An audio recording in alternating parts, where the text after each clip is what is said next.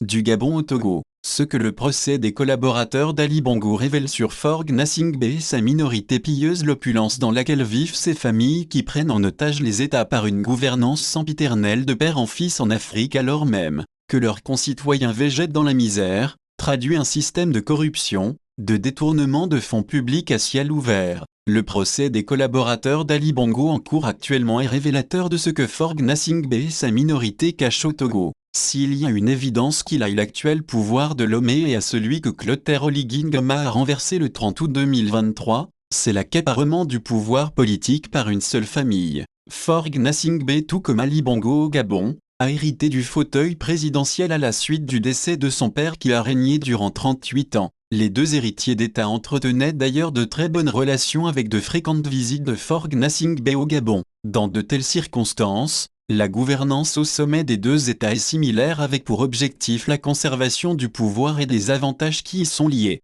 Quand Forgue Gnassingbé a passé les 20 ans de son règne à installer et organiser une minorité pour s'accaparer des richesses du Togo, Ali Bongo pour sa part a mis en place Sayang Team, c'est à dire un cercle de jeunes qui pillaient les ressources publiques et vivaient dans une opulence insolente. À l'heure de la réédition des comptes, ou plutôt du procès de cette Yang Team gabonaise, le monde entier est en train de découvrir le terrorisme économique que certains citoyens peuvent orchestrer dans leur propre pays. Le procès en cours au Gabon, où plusieurs membres de la minorité d'Ali Bongo font face aux juges, révèle la manière dont l'argent public est détourné sur des comptes privés, et sur tous les flux illicites de capitaux que des agents de l'État peuvent organiser en toute impunité. À titre d'illustration, M.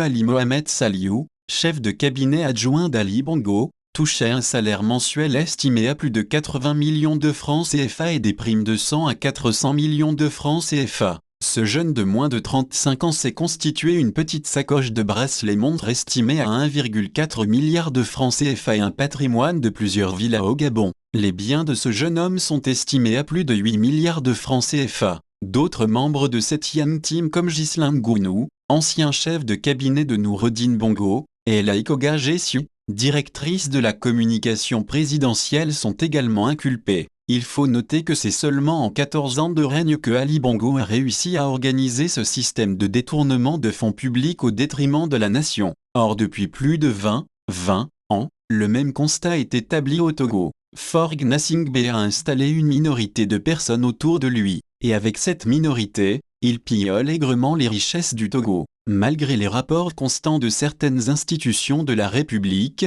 les dénonciations d'organisations de la société civile, les scandales financiers révélés par les journalistes, Forgue Gnassingbé continue de protéger sa minorité. Le désormais président du Conseil des ministres organise une opacité autour des recettes de l'État, et dans le même temps, cette minorité qu'il reconduit tant que lui-même garde le pouvoir ne cesse de s'enrichir. Forgue Gnassingbé et sa minorité refusent systématiquement de se soumettre à l'obligation constitutionnelle de déclaration publique de leurs biens. Que cachent-ils si ce n'est les milliards de francs détournés des comptes de l'État? Avec les similitudes entre la gouvernance de Forgue Gnassingbé et celle d'Ali Bongo, il ne faut pas être un génie pour établir les déductions évidentes des révélations du procès en cours au Gabon. L'onde de choc que produisent les sommes détournées par la Yang Team gabonaise est insignifiante par rapport à celle d'un audit du patrimoine individuel de la minorité de Forgue Gnassingbé au Togo, auteur Kossi Lamba.